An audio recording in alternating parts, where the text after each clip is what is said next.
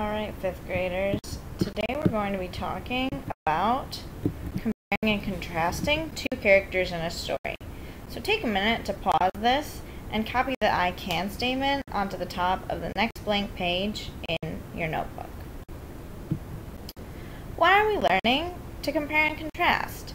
The reason that we need to know how to compare and contrast two characters is because that gives us a deeper understanding of the story that we are reading, and because this is a skill that we are going to be using in English class throughout the rest of middle school and in top high schools.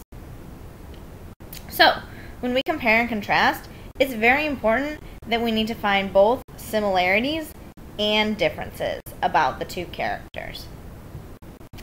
One great tool to use when we're comparing and contrasting is a Venn diagram. Your paper should look just like the image that you have here. When we use a Venn diagram, we write the differences on the two sides, and the similarities go in the middle. Here's an example of how we might use a Venn diagram. So, this is a Venn diagram that's comparing and contrasting two of my favorite celebrities, Beyonce and Lil Wayne. Now, their differences are that Beyonce is a girl, but Lil Wayne is a guy. That's kind of an obvious difference, though, so I'm going to make sure that I include details that show really important differences between the two. Beyonce's is very wise and poised, whereas Lil Wayne, he's more adventurous. Beyonce is mostly a singer, whereas Lil Wayne is mostly a rapper. Beyonce, I would say, is known pretty well as a feminist. Lil Wayne, he's more of a manly man. And Beyonce is a diva, which, as we all know, is the female version of a hustler, whereas Lil Wayne is more of a baller, shot caller. So now that we've identified two differences between the two, we also need to make sure to identify things that are similarities. So, we know that both of them have swag, both of them are performers, they're both musicians, and they're both definitely famous. So this is how I would fill in a Venn diagram.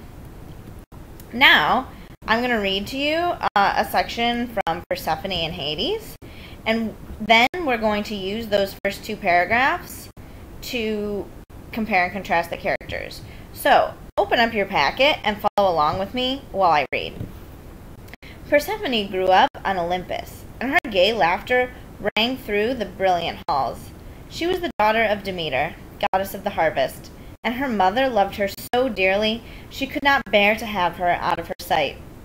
When Demeter sat on her golden throne, her daughter was always on her lap. When she went down to earth to look after her trees and fields, she took Persephone. Wherever Persephone danced on her light feet, flowers sprang up. She was so lovely and full of grace that even Hades, who saw so little, noticed her and fell in love with her. He wanted her for his queen, but he knew that her mother would never consent to part with her. So he decided to carry her off. One day, as Persephone ran about in the meadow gathering flowers, she strayed away from her mother and the attending nymphs. Suddenly, the ground split open, and up from the yawning crevice came a dark chariot drawn by black horses. At the reins stood grim Hades. He seized the terrified girl, turned on his horses, and plunged back into the ground. A herd of pigs rooting in the meadow tumbled into the cleft, and Persephone's cries for help died out as the ground closed again and as suddenly as it had opened up. Up in the field, a little swineherd stood and wept over the pigs as he had lost, while Demeter rushed wildly about in the meadow, looking in vain for her daughter, who had vanished without leaving a trace. Now, let's turn back to our Venn diagram. Now, I'm really noticing a big difference in the sort of types of characters that Persephone and Hades are. So, Persephone, I know, is very beautiful, she's energetic, and she loves the outdoors. Whereas Hades is grim, he's a bad guy, and he's a bad guy. So there's already a good contrast between the two characters. Now, even though these characters seem very different, it's important that I also find some similarities. So, I know that both of them are Greek gods, and I know that they both do not live on Earth because Persephone had to come down to Earth with her mother Demeter, it said in the passage, and Hades had to come up from the underworld. So those are just two similarities and a few differences.